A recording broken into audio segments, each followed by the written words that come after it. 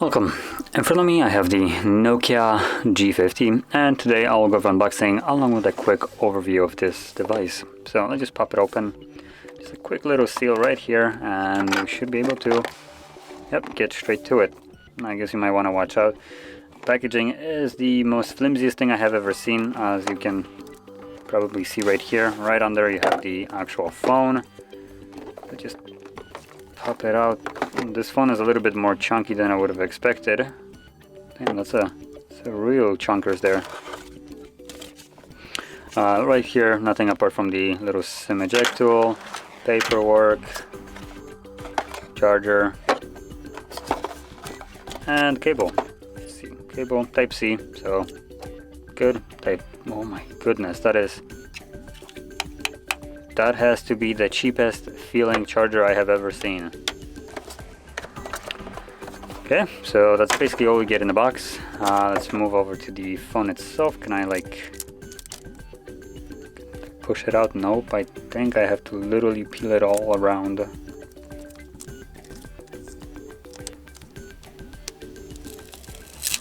Yeesh, come on, even the...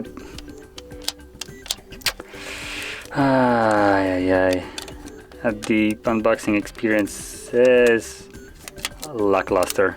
Ugh. At least I can just take it out, don't have to rip it apart. Okay, obviously you can see phone, a little bit budget, plastic back, triple camera setup, though one or two cameras looks like they're 2 megapixel sensors, so that's not gonna be decent. Phone has an absolute massive size. As you can see, this is a Mate 20 Pro. Fairly dated phone, but it did have a decent screen size. This is coming close to a damn tablet right now, although the screen itself isn't much bigger than what I have. So anyway, the actual screen size right here is, let me just quickly change this, there we go, is a 6.82 inches. It's additionally adding salt to injury, in my opinion, because I don't like such big phones. It's a 720p display, which is kind of hilarious.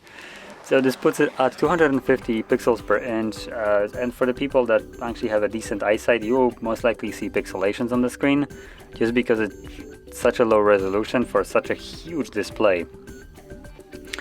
And it is an IPS LCD display. Apparently it caps out at 450 nits, maybe not caps out, but the typical brightness of it is. And yeah, it's mostly, I guess, about the screen. It has a 84.5% screen to body ratio, though let's be honest, with that logo at the bottom, it looks way lower than 84. And obviously this kind of design with this huge chin on the bottom seems a little bit dated for current timing. Now, screen itself, you can now see how it looks like. I'm gonna max out the brightness, and this is basically how bright it gets. This is a studio environment. Lights though aren't necessarily anything like you would see in a studio. They're just LED lights, as you can see right here. So nothing really special. And yeah. So at the back, like I mentioned before, we have a triple camera setup. Main camera is a 48 megapixel wide sensor, then we get a 5 megapixel ultra wide, so it's not a 2, at least a little bit of an improvement. But we do get a 2 megapixel depth sensor, so that's a sticker camera that shouldn't even exist here.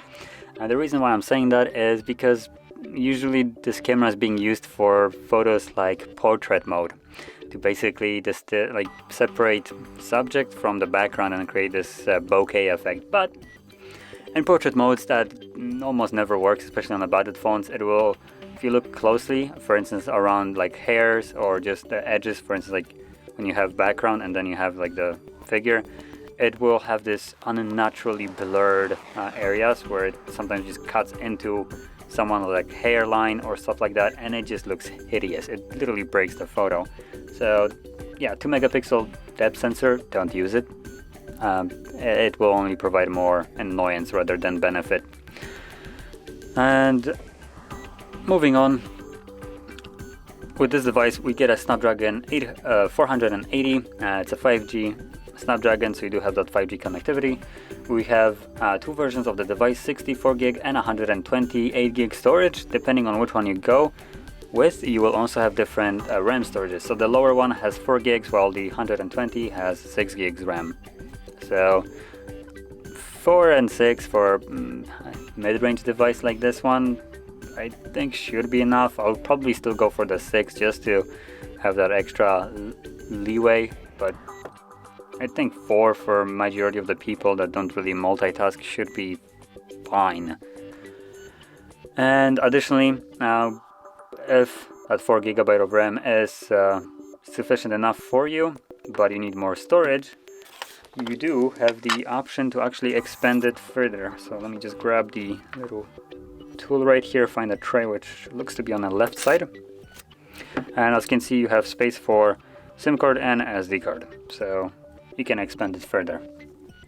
Now additionally, the phone has a 5000 mAh battery and 18 watt charging, though this charger is, let's see, this is a 10 watt charger. So you get a garbage charger. Honestly, at 10 watts they shouldn't even include this trash, especially when the phone actually charges at 18 watts, so almost double to what this charger can supply. So hopefully you have a better charger at home from an older device, because for some reason usually older devices have better chargers than we get in 2021 or 2020. So yeah, Nokia, don't include chargers if you're gonna include garbage. And lastly, price range, $280 about, making this device a little bit too overpriced in my opinion. I don't know why, but Nokia seems to constantly pop out phones that are not worth the money, and somehow they're still in business. I cannot comprehend how. So yeah, this is another one of those phones that at close to $300, I don't think it's worth the money, considering you can get a Xiaomi that will blow this phone out of the water with basically everything being better on it.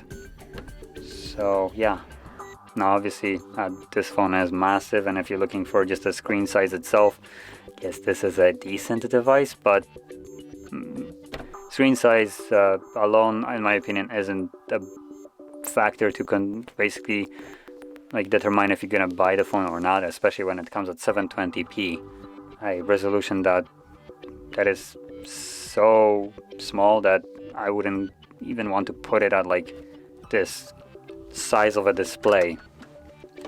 So yeah, just kind of finishing this off, in my opinion, phone isn't worth it. Look somewhere else, like Xiaomi as an example is a really good one for a budget phone, because let's be honest, this is kind of a budget pricing. You're not getting your money's worth, and that's why I kind of don't recommend going for this. So anyway, if you found this very helpful, don't forget to hit like, subscribe, and thanks for watching.